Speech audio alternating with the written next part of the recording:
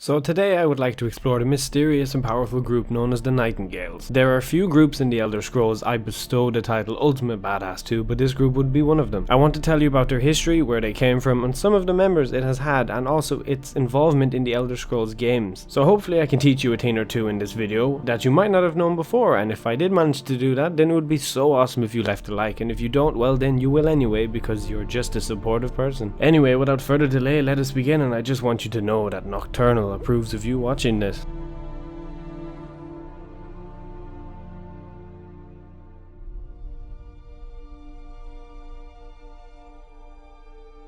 So who are the Nightingale? Well, this group popped up into the Elder Scrolls history through the Elder Scrolls V Skyrim. You come across them after progressing quite deeply into the Thieves Guild questline. Most players commonly know them as the Nightingale, but they are properly known as the Nightingale Trinity. It usually consists of around 3 members who are in service to Nocturnal, the Daedric Prince of Darkness, Luck, and the Night. In Skyrim, its members were Mercer Frey, Carlia, and Gallus Desidenis, if I pronounced that right. If you played through the Thieves Guild questline, then you would know who each one of these characters are and the story they are involved in. By the end of that questline, Mercer Frey and Gallus are dead, and so the Dragonborn and a dedicated Thieves Guild member known as Brynjolf are chosen by Carlia to fill in Gallus and Mercer's slots, and so they are the latest recorded members of the Nightingale Trinity. The Nightingale's job is to protect all shrines of Nocturnal by keeping the skeleton key inside a particular temple inside of Skyrim called the Twilight Sepulchre. This is something you are involved in by the end of the questline, and to me this was a pretty cool experience to be involved in, such a secret and powerful organization. These guys are basically running the Thieves Guild in the background without the guild itself knowing the Nightingale even fully exists. The Thieves Guild quote, "Walk with the shadows," is actually believed to not originate from the guild but instead from the Nightingale. Other history records of Nightingale show that 100 years prior to Skyrim, a dead body was found with the strange crest and armor on it, but at the time nobody obviously knew that this was an agent of Nightingale, but just thought of it as a body with strange armor. So obviously these guys are excellent at keeping themselves hidden, and with a Daedric Prince on their side then it becomes much easier. It would make sense that for Nocturnal to keep her influence on Tamriel she would need special shrines, and with Skyrim's notorious amount of bandits and thugs, it would make sense that she would need more than a simple-minded bodyguard to defend these shrines, so enhancing already excellent thieves with her own dark powers will keep these shrines well defended, because look at it this way, there are only 3 Nightingale, only 3. Think of how powerful these guys are that it takes only 3 to look after all these temples. So when I refer to Agent of Nightingale, I don't only mean they are workers. A Nightingale is granted special powers from Nocturnal herself. There are 3 members in the group like I said before, and each one is granted specific agent powers that they can use at their own will. The Agent of Stealth, the Agent of Subterfuge, and the Agent of Strife. In the game you can choose one of these to use for as long as you want, but can only change